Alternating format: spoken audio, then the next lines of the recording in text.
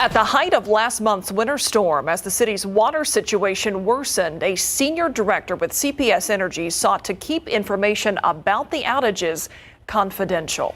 That revelation comes from emails sent between leadership of the utility and the San Antonio water system, which saw a majority of its large pumping stations impacted by those outages. Dylan Collier with more on some puzzling messages from the energy company.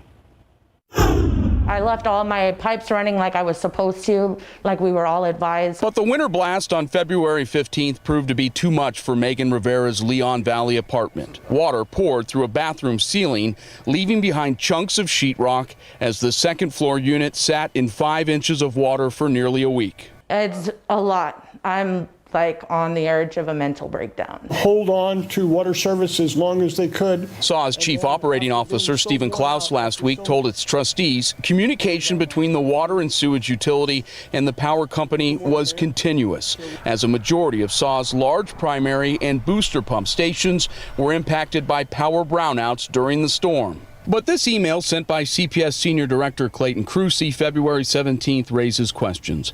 While providing a SAW's vice president a status update on power to its pump stations, Crucy wrote, "Confidential, please." The VP, Jeff Habe, responded that he had shared the information with only his control center management team. SAW's officials this week directed our inquiries about the email exchange to CPS, which refused to make Crucy or President and CEO Paula Gold-Williams available for an interview.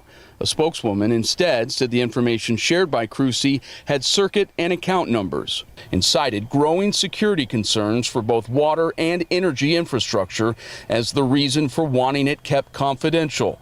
The emails also show, even after CPS publicly announced that rotating outages were underway at 2:55 a.m. Monday, the utility repeatedly continued to ask SAW's leadership to voluntarily conserve energy. Just 90 minutes after Crucy's confidential please email, SAW's was forced to issue a citywide boil water notice.